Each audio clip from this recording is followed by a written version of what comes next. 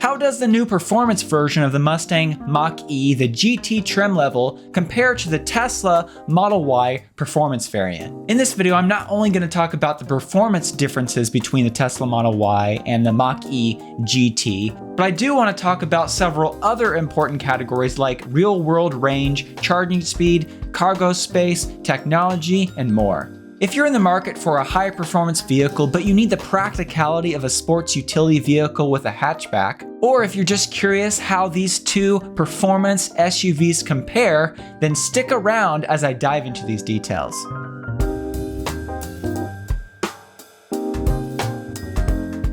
Even those that don't like the fact that Ford used the name Mustang for the new all-electric SUV will likely agree that Ford did build a very compelling and attractive electric vehicle that is definitely recognizable as a Mustang. Like the Tesla Model Y, the Mustang Mach-E is more of a crossover SUV, and with its fastback design, it looks less like an SUV and more like a coupe. When it comes to the exterior differences of the regular Mustang Mach-E versus the GT trim level, besides the GT badging, the most noticeable difference is the front faux grille that looks like it has a 3D texture even though it's smooth to the touch. This faux grille replaces the cleaner front painted section of the regular Mustang Mach-E. Overall, I think the exterior design of the Mustang Mach-E and especially the GT trim level is very attractive, and I especially like the side profile and rear of the vehicle. But is the Mustang Mach-E GT more attractive than the Tesla Model Y? Well, I'll leave that up to you to decide. Later on in the video, I'll talk more about the interior of the Mustang Mach-E versus the Model Y, and I'll also compare autonomous features as well as software and other technology built into these two vehicles. But before we do that, I want to dive into some other really important comparisons, starting with performance. When you look at the 0 to 60 mile per hour times for the Mustang Mach-E GT and the Performance GT, you can see that at its highest trim level, the Mach-E matches the Tesla Model Y's 0 to 60 mile per hour time of 3.5 seconds. Unfortunately though, when it comes to the performance beyond 60 miles per hour, for instance, like when you look at a quarter mile time, the Mustang Mach-E lags well behind the Tesla Model Y, even the long-range all-wheel drive non-performance variant. I looked up several real-world quarter-mile times from the Drive.com, the Drag Times YouTube channel, and also Motor Trend, and found that the Tesla Model Y in the performance and even just the long-range all-wheel drive variant clearly beat out the Mustang Mach-E GT and GT performance versions when it comes to quarter-mile times. What's even more telling is the trap speed at these times. You can see that the Mustang Mach-E GT at a quarter mile is only able to reach around 100 miles per hour, whereas both variants of the Model Y were able to reach over 114 miles per hour. So when it comes to quickness from 0 to 60 miles per hour, the Mustang Mach-E is going to be very snappy and very fun, but when it comes to beyond 60 miles per hour, the Model Y clearly outshines the Mach-E GT. Now, beyond just the straight line performance numbers, we need to also look at the handling of these vehicles, and that's where the Moose test comes in. According to the YouTube channel Technicus VAD, the Mach-E lacks the rear end stability of the Tesla Model Y, and unlike the Model Y, the Mach-E did not do very well in their Moose tests. So not only is the Model Y better when it comes to straight line performance beyond 60 miles per hour, but it's also much better when it comes to handling, as the Moose test shows. Now, when it comes to the pricing difference between these vehicles, the Mustang Mach-E GT and the Tesla Model Y, the standard GT variant of the Mach-E starts at just under $60,000, and the GT Performance variant starts at just under $65,000. Here's how those prices compare to the Tesla Model Y in the long-range all-wheel drive variant and also the Performance variant. Moving on beyond the purchase price, another important comparison for an electric vehicle is how efficient it is, because that tells you how much electricity you're going to consume when you're driving and how much you're going to pay annually for electricity to power this vehicle. According to fueleconomy.gov, you can see how the Ford Mustang Mach-E all-wheel drive version, which has the same EPA rated range as the GT version of 270 miles, compares to the long-range all-wheel drive Model Y and the performance version of the Model Y. The Model Y is clearly more efficient, and according to fueleconomy.gov's estimates, the Mustang Mach-E should cost a little bit more per year in energy cost over the Tesla Model Y. When it comes to a range comparison, when you simply look at the EPA rated range, the long-range all-wheel drive and performance variants of the Tesla Model Y both offer more range than the Mustang Mach-E GT and GT performance variant. However, it's important that we go beyond just the EPA rating because while it is a good indicator of a vehicle's range, it's better to know the real-world range and how these vehicles have done in people's real-world tests. Anytime I talk about real-world test results, I like to go to Bjorn Nyland's YouTube channel because he does quite a few tests at 90 kilometers per hour and also 120 kilometers per hour. And he compares a lot of vehicles and is a great resource when it comes to real-world test results. The first test that I want to reference happened in winter temperatures, and he found that the Mustang Mach-E all-wheel drive with the extended range battery pack, which has the same EPA rated range as the Mustang Mach-E GT, in a winter climate at about 23 degrees Fahrenheit, he rated the vehicle to achieve around 217 miles of real-world range at 90 kilometers per hour and around 163 miles of real-world range at 120 kilometers per hour. While I couldn't find a winter range test from Bjorn Nyland for the Model Y performance, I did find a YouTube video from Bearded Tesla Guy on YouTube for the long-range all-wheel drive variant of the Model Y with a very similar temperature range. And in that vehicle, he was able to achieve, in mostly highway driving, a real-world range of around 202 miles with the Model Y long-range all-wheel drive. So when it comes to a side-by-side comparison, this highway result is decently comparable to the 120 kilometers per hour estimate from Bjorn Nyland. When it comes to the summer range estimates for these two vehicles, Bjorn Nyland tested the Mustang Mach-E rear-wheel drive variant with an EPA rated range of 300 miles at 90 kilometers per hour and also 120 kilometers per hour. And he also tested the long-range all-wheel drive Model Y at the same 90 kilometers per hour and 120 kilometers per hour. And you can see here how these vehicles compared.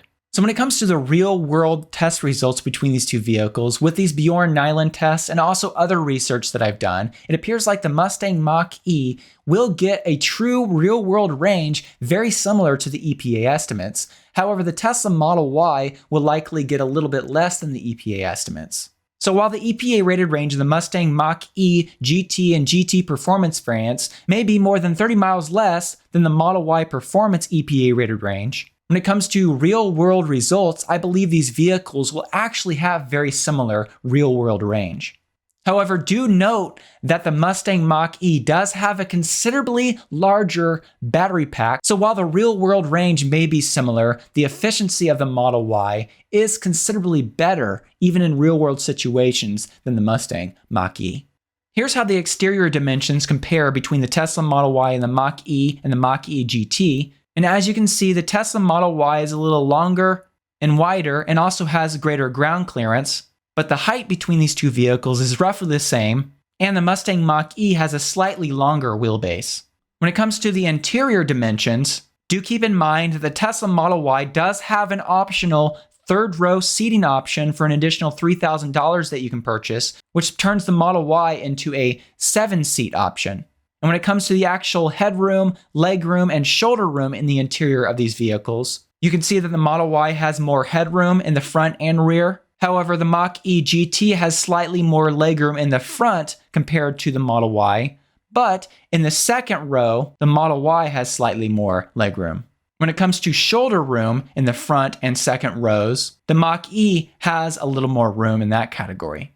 Another important category beyond just the interior dimensions as they matter to the passengers is how much cargo room do each of these electric SUVs have. The Mustang Mach-E does actually have a larger front trunk than the Tesla Model Y. However, when it comes to the rest of the cargo space beyond that first and second row, and the maximum combined cargo space, the Model Y has a decent amount more cargo room than the Mach-E. When it comes to another important category, towing, according to the official documents for the Mustang Mach-E, that vehicle is not rated for towing, and Ford does not recommend towing with a Mach-E. However, the Tesla Model Y, according to Tesla, can tow up to 3,500 pounds, but do note that this is an up to amount, and the actual amount that you're able to tow with the Model Y does vary based on how many passengers you have and what kind of tires and wheels you have installed on the vehicle. For instance, in the owner's manual, if the Model Y has 20-inch wheels and you have 4 to 5 passengers, the towing capacity goes down to 2,300 pounds. With 19-inch wheels and 6 to 7 passengers, the towing capacity goes down to 2,000 pounds. And with 20-inch wheels and 6 to 7 passengers, towing is not permitted. However, with 21-inch wheels and 6 to 7 passengers, the towing drops down to 1,200 pounds. Another important comparison that we need to make between these two electric vehicles is charging speed. According to data from evdatabase.org, the Model Y in both the long range and performance variants is able to charge from 10% to 80% much quicker than the Mustang Mach E. And more importantly, when it comes to how many miles are added during that charging session and the miles added per minute of charging, the Model Y clearly charges much faster than the Mustang Mach E. Now moving on to an interior style comparison, the Mustang Mach E has a clean, comfortable, and modern interior with a large 15.5 center vertically oriented touchscreen, and unlike the Model Y, it also features a smaller driver's display directly in front of the driver. When it comes to software and the user interface, Ford has done a really great job on the Mach E. The Mach E infotainment system is feature-filled, offers a lot of customizations, and appears easy to use, and the UI has a nice, modern look. Also for households with multiple drivers, the system even allows you to set up to 5 individual user profiles, so you don't need to change your settings each time you drive the Mustang Mach E. Overall, while the Mach E may not include many of the multimedia features like the Tesla Model Y has, Tesla Theater, Tesla Arcade, Sentry Mode, Dashcam Recorder, etc., the Mach E does, in my opinion, have the second best UI that I've seen and is capable of over-the-air software updates, so it should improve in the future. I do prefer the slightly cleaner interior style of the Model Y over the Mach E, and I also like the Tesla-exclusive software features that I mentioned earlier. However, the Mustang Mach E interior is very nice, and I have no complaints in the design choices that Ford made with the Mustang Mach E interior.